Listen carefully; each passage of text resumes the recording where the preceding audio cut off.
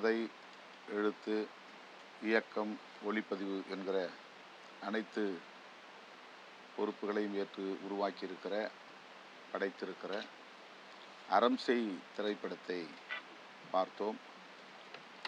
ஸ்வேதா அவர்கள் அந்த திரைப்படத்தின் இணை தயாரிப்பாளர்.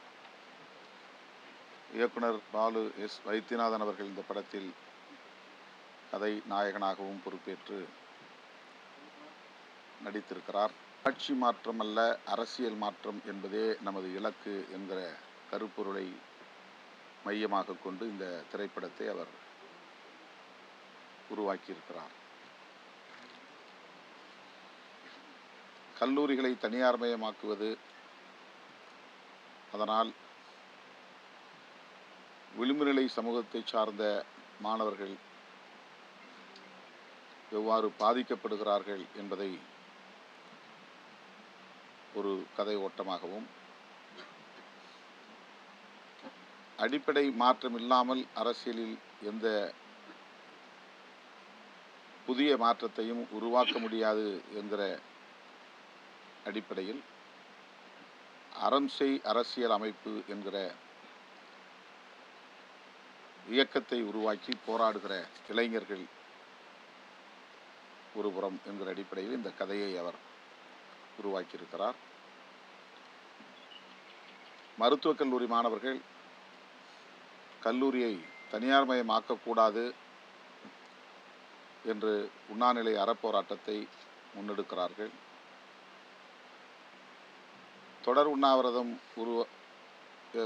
தொடர் உண்ணாவிரதத்தை நடத்தி தொடங்கி பிறகு அதனை சாகுமுறை உண்ணாநிலை அறப்போராட்டமாகவும் பரிணமித்து அரசியல் தலையீடுகளால் மாணவர்கள்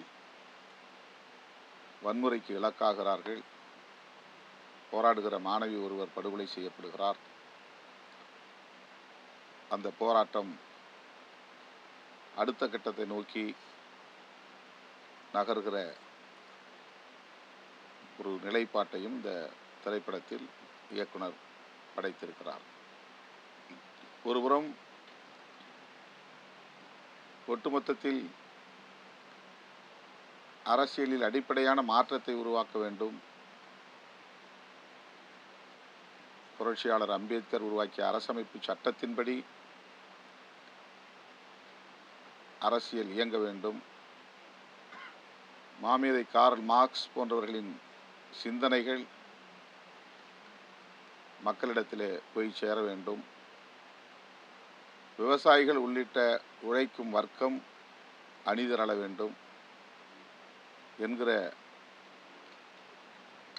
அடிப்படையிலே இளைஞர்கள் கதாநாயகியாக அஞ்சனா கீர்த்தி பொறுப்பேற்று நடித்திருக்கிறார். ஒரு துடிப்புள்ள இளம் பெண்ணாக, புரட்சிகர சிந்தனை உள்ள ஒரு பெண்ணாக அவர் கதாபாத்திரத்திலே நடித்திருக்கிறார். அறம் செய்வதே அரசியல் களம் என்ற கொள்கை முழக்கத்தோடு அவர்கள் ஒரு புதிய அமைப்பை உருவாக்குகிறார்கள். அடிப்படை மாற்றத்தை ஏற்படுத்துவதற்கும் ஆயுத போராட்டம் ஒரு தீர்வல்ல, அம்பேத்கர் உருவாக்கிய அரசமைப்பு சட்டமே போதுமானது, மக்களே நமக்கு ஆயுதம் என்று அவர் போதிக்கிறார்.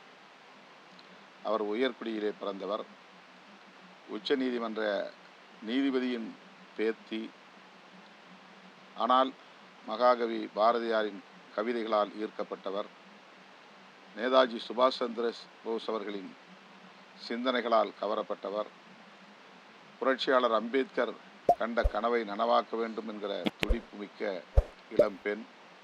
அவருடைய தலைமையிலே ஒரு படை, அரசியல் படை, கருத்தியல் படை அமைக்கப்பெற்று அவர்கள் தலைமைச் செயலகத்தை முற்றுகையிடும் போராட்டத்தை அறிவிக்கிறார்கள்.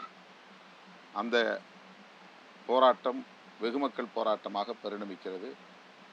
பல்வேறு அமைப்புகளை சார்ந்தவர்கள் அந்த அறம் செய் அரசியல் அமைப்போடு இணைந்து தலைமைச் செயலகத்தை முற்றுகையிட அணிதிரளுகிறார்கள். அதிலும் அரசியல் தலையீடு, முதலமைச்சர் மற்றும் ஆளும் கட்சியை சார்ந்தவர்கள் தூண்டுதலின் பேரில் குண்டர்கள் அந்த பேரணியிலே வன்முறையை ஏற்படுத்துகிறார்கள். வெடிகுண்டு வீசி வன்முறை வெறியாட்டத்தில் இறங்குகிறார்கள். அதிலே 2 போராளிகள் உயிரிழக்கிறார்கள். அப்படி உயிரிழந்த நிலையிலும் கூட நம்முடைய பயணம் நின்றுவிடக்கூடாது, இலக்கை நோக்கிய பயணம் இன்னும் தீவிரப்பட வேண்டும் என்று இளைஞர்களுக்கு போதிக்கக்கூடிய ஒரு கதாபாத்திரத்தில் அஞ்சனா கீர்த்தி அவர்கள் நடித்திருக்கிறார். அவருடைய தாத்தா உச்சநீதிமன்ற நீதிபதி அவரை திருத்துவதற்கு முயற்சித்தும் கூட அவர், நீங்கள் கற்றுக் கொடுத்த அரசியல்தான் என்னை இயக்குகிறது, அன்றைக்கு நீங்கள் விதையாக அதை என் நெஞ்சிலே பதித்தீர்கள், அந்த விதை இன்றைக்கு வளர்ந்து விருட்சமாக பரிணமித்திருக்கிறது. ஆகவே இந்த தேசத்தின் நலனுக்காக, மக்களின் விடுதலைக்காக நான் எதையும் எதிர்கொள்ள தயாராக இருக்கிறேன் என்று அவர் கிளம்புகிற போது, உங்கள் பாதை ஆபத்தானது, பாதுகாப்புக்கு என்னுடைய துப்பாக்கியை, கை துப்பாக்கியை வைத்துக்கொள் என்று தாத்தா கொடுக்கிற போது அந்த துப்பாக்கியை திருப்பி தாத்தாவிடத்திலே கொடுத்து, நாங்கள் நடத்துகிற போராட்டம் ஆபத்தானது தான், ஆனால் அதற்கு ஆயுதம் ஒரு தீர்வல்ல, மக்களே எங்களுக்கு ஆயுதமாக இருக்கிறார்கள், எங்கள் மீது மக்கள் வைத்திருக்கிற நம்பிக்கையே எங்களுக்கு பாதுகாப்பு, எனவே ஆயுதம் தேவையில்லை என்று அந்த துப்பாக்கியையும் தன்னுடைய தாத்தாவிடத்திலே திருப்பி கொடுத்து விடுகிறார். இப்படி இயக்குனர் பாலு எஸ் வைத்தியநாதன் அவர்கள் திலீபன் என்கிற பாத்திரத்தில் நடிக்கிறார். கல்லூரி மாணவர்களின் போராட்டத்தை அவர் தலைமை தாங்கி வழிநடத்துகிறார். ஆனால் அந்த போராட்டத்திற்கு தீர்வு எட்டவில்லை, அது வெகுமக்கள் போராட்டமாக வடிவம் பெறவில்லை. எனவே அறம்செய் அரசியல் அமைப்போடு இணைந்து அரசியல் மாற்றத்திற்காக போராடுவதென்று முடிவெடுக்கிறார். அப்படிப்பட்ட ஒரு சூழலில் ஆயுதங்களோடு அந்த அமைப்பிலே தன்னை இணைத்துக் கொள்ள வேண்டும் என்று ஆயுதம் ஏந்தி வருகிற போது,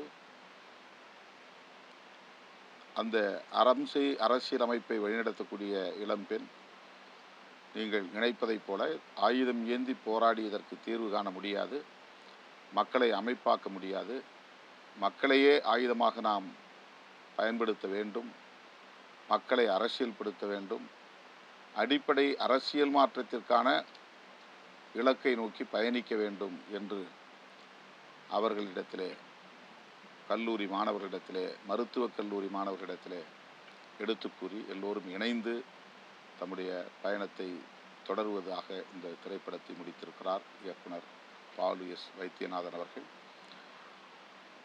அரசியல் தலையீடுகளால் எப்படி மாணவ சமூகம் பாழாகிறது, இளைஞர்கள் எப்படி பாதிக்கப்படுகிறார்கள், கல்லூரிகளில் மாணவர்களிடையே கஞ்சா போதை பழக்கங்கள் எப்படி பரவி இருக்கிறது, மது பழக்கத்தால் எப்படி இளம் தலைமுறையினர் சீரழிகிறார்கள் என்பதை போன்ற காட்சிகளையும் ஆங்காங்கே அவர் இணைத்திருக்கிறார். அவருடைய நோக்கம் மிகவும் போற்றுதலுக்குரியது.